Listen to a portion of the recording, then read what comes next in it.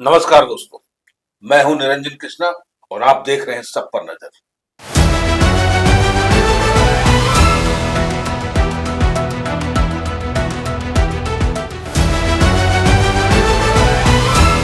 चलते हैं जरा गिरिडीह का रुख करते हैं और गिरिडीह में किस तरह से महापौर चुनाव को लेकर के हलचल मची हुई है पूरे दलों में।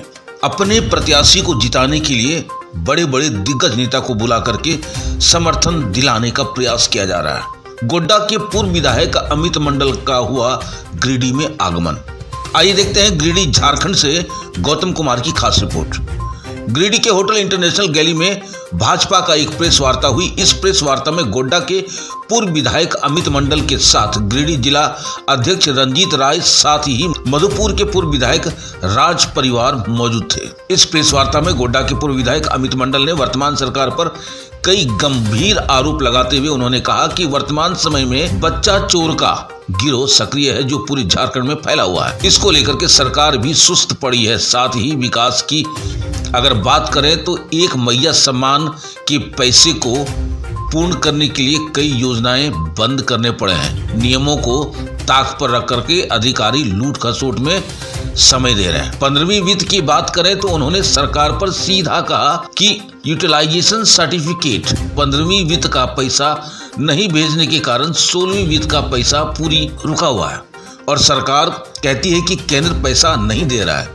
कैसे देगी भाई? मैंने आपको जो फंड दिया उसका आप लेखा जोखा कुछ तो दीजिएगा, कुछ ब्यौरा दीजिएगा।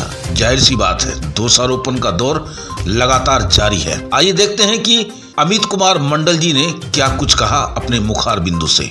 Gautam Kumar, ESPN news, Giridih, Jharkhand. के हौसले बुलंद है, प्रशासनिक विफलता है। जैसा मैंने कहा, यहाँ पर अराजकता की स्थिति है। दिन में दिन बमबाजी हो जाती है, गोलीबारी हो जाती है, लोगों की मौत हो जाती है और ये सरकार कहीं ना कहीं असफल दिख रही है चीजों को रोकने में। अब तो गिरिडीह तो बहुत दूर का चीज है। रांची में मुख्यमंत्री कार्यालय के पास बाहर फायरिंग हो जाएगा तो उसको पुलिस कंट्रोल नहीं कर पा रही है, तो आप समझ सकते हैं गिरिडीह में क्या स्थिति होगी। और गिरिडीह चूंकि यहाँ पर मिनरल का रिच एरिया है, तो यहाँ पर आपराधिक तत्व लगातार अपने पांव पसार रहे हैं और ये सरकार विफल दिख रही है उन लोगों को और उन माफिया तत्वों को रोकने के। और इसका प्रमाण है 2017 से आप देखें आंकड़े 2021 के बीच में यहाँ पर मुझे लगता है 16% की वृद्धि हुई है और 2023 से यह आंकड़े में वृद्धि 24% की हुई है। तो आप ये समझ सकते हैं कि अपराध किस प्रकार से नगर के क्षेत्रों में अपना पैर पसार पर जो नेक्सस बना हुआ है बच्चा अपहरण गैंग का, और उसके साथ साथ प्रदूषण होना चाहिए क्योंकि यहाँ के लोगों का स्वच्छ हवा आज की डेट में नगर निगम के माध्यम से नहीं मिल पा रहा है। जो फंडिंग होना चाहिए वो फंडिंग आज की डेट में नगर निगम सरकार के माध्यम से नगर निगम को नहीं मिल रहा है। उल्टा मैं आपको बताऊं कि यहाँ पर सरकार जो है राजकोषीय घाटे में लगातार इसकी बढ़ोतरी हो रही है, जिसका दंश नगर निगम को झेलना पड़ रहा है। डीएमएफटी ही एकमात्र ऐसी फंड है जो यहाँ पर केंद्र सरकार द्वारा संचालित है, उसको भी घोटाले घपलों का ये सरकार ने जो है एक अड्डा बना दिया है। डीएमएफटी के माध्यम से मुझे पक्का यकीन है कि बहुसंख्यक फंड जो है गिरिडीह के लिए रखा हुआ होगा, लेकिन आज की डेट में डीएमएफटी सबसे बड़ा घोटाले का केंद्र बन गया है। नगर निकायों में जो काम होना चाहिए था डीएमएफटी के माध्यम से, वो डीएमएफटी के माध्यम से आज घोटालों का भेंट चढ़ गया, लेकिन काम कुछ नहीं हो रहा है। ये मुझे बहुत अफसोस के साथ कहना पड़ रहा है कि नगर निकायों की ये दुर्दशा इस सरकार ने बनाया है।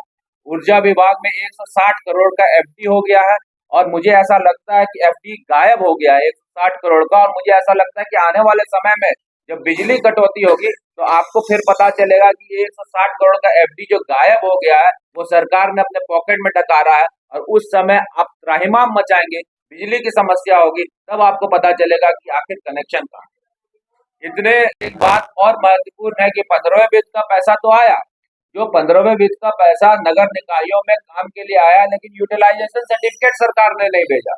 जब सरकार ने यूटिलाइजेशन सर्टिफिकेट नगर निगम का नहीं भेजा तो 16वें वित्त का पैसा को रोक दिया गया सरकार के माध्यम से, केंद्र सरकार के माध्यम से। तो सरकार यहाँ क्या रोना रो रही है कि केंद्र हमारे साथ सौतेला व्यवहार कर रहा है।